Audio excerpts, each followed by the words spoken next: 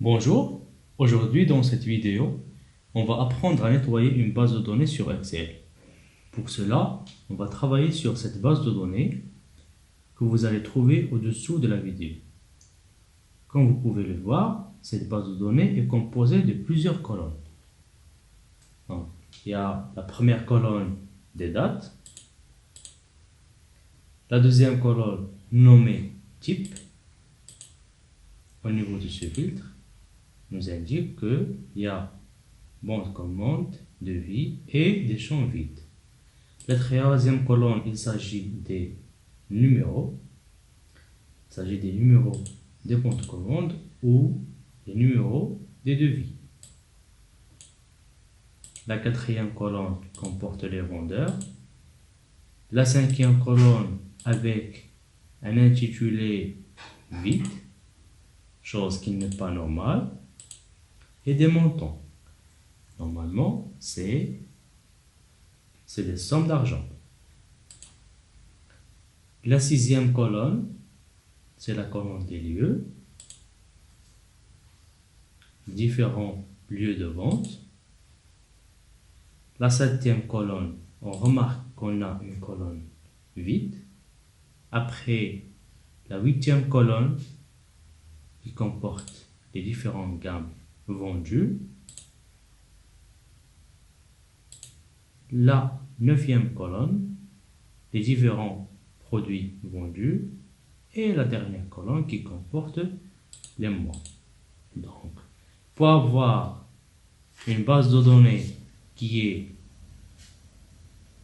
purifiée et lisible et aussi permettant une analyse, la première des choses à faire, c'est de vérifier s'il y a des champs fusionnés. Comme par exemple ici, le champ où c'est écrit base de données commerciale, c'est un champ qui est fusionné. On doit annuler la fusion. Aussi, il y a des cellules aussi qui ont été fusionnées.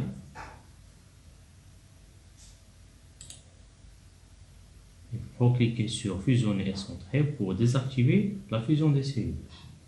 Ça, comme première étape. Comme deuxième étape, il faut certainement pas avoir des surtitres. Car ici, on a déjà des titres pour des colonnes, date, type, numéro, vendeur, etc. Donc, c'est pas la peine d'avoir des surtitres, chose qui compliquera notre analyse ultérieurement. Donc, il faut sélectionner ces deux lignes et cliquer sur le bouton droit, puis supprimer. Après avoir fait cela, il faut remarquer que le titre de cette colonne est vide et normalement il doit être mentionné ici montant. D'accord? Donc, pour qu'on puisse avoir une visibilité plus claire et que les cellules s'adaptent au contexte et ce qui est écrit au niveau des cellules, on clique ici, puis on fait double-clic pour que les cellules s'adaptent au contenu saisi. Donc voilà, et si c'est plus clair, on a des lignes qui sont vides, chose qui n'est pas normale et qui induit à l'erreur. Donc tout simplement, lorsqu'on va sélectionner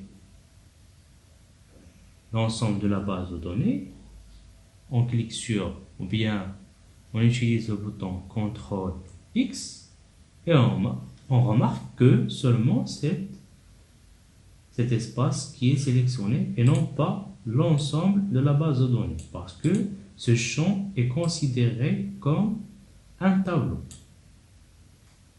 Donc pour cela, il faut supprimer les lignes vides. Donc on sélectionne la colonne On clique sur rechercher et sélectionner, atteindre, on clique sur cellules et on mentionne qu'il s'agit des cellules vides. Puis OK. Vous remarquez que les cellules vides de cette colonne ont été sélectionnées. Après, on vient sur supprimer des lignes dans la feuille. Donc, on va supprimer les lignes qui sont vides à la base de la sélection qu'on a déjà fait. Clique sur supprimer. Ici, on remarque qu'il y a une colonne qui est vide. Pour vérifier cela, on clique sur CTRL et flèche inférieure. On remarque que toute la colonne est vide. Donc, ça ne sert à rien que ça soit cette colonne vide. Et du coup, on doit la supprimer. C'est parfait. Le format de la date n'est pas correct, comme vous le voyez. Donc, pour faire cette sélection, on clique ici et on clique sur CTRL, SHIFT, flèche inférieure. Après, on sélectionne le format date courte ou bien date longue, ça dépend. Mais généralement, date courte est suffisante. Donc, voilà. Après, le format des montants. Ceci est un format illisible. Pour le rendre visible, on doit sélectionner toute la colonne avec CTRL SHIFT, flèche inférieure et cliquer sur séparateur de milliers. Puis, on a le choix d'afficher les deux chiffres après la virgule ou pas. Sinon, pour supprimer les deux chiffres après la virgule, on clique sur ce bouton. Après avoir fait tout ceci, il faut réorganiser notre base de données de telle manière à ce qu'il soit plus visible et que les colonnes soient classées par sujet. Par exemple, ici date, type, et on retrouve à la fin des colonnes la colonne du mois. C'est un peu pas motivant pour le traitement et pour l'analyse. Donc, pour une meilleure visibilité, on met ici insérer, on clique ici et avec le bouton droit insertion.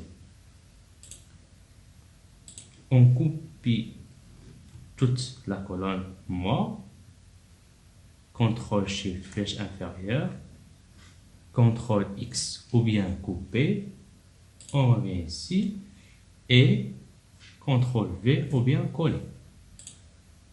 Le lieu, on peut mettre aussi le lieu à côté du mois.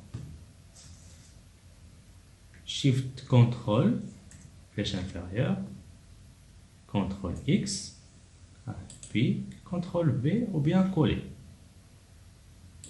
On supprime cette colonne, on supprime cette colonne qui sont vides, et voilà. Donc après avoir fait cela, il faut bien entendu insérer un tableau. Pour cela, on va sélectionner notre tableau, CTRL X. Et vous remarquez que l'ensemble du tableau a été sélectionné grâce au CTRL X. On vient sur Insertion, Tableau, on laisse mon tableau comporte des en-têtes, on laisse ce bouton coché parce qu'on a pris en considération les en-têtes de notre tableau. On clique sur OK, on vient ici pour nommer notre base de données. Pour un affichage bien purifié, on vient ici sur affichage et on décoche quadrillage. Et voilà notre base de données qui comporte la date, le mois, le lieu, le type, le numéro de compte commande ou bien le devis, le vendeur qui a pu réaliser la vente, le montant de vente, la gamme et le produit vendu. Cette vidéo touche à sa fin. Si vous avez des questions, n'hésitez pas à écrire en commentaire et nous envoyer vos questions.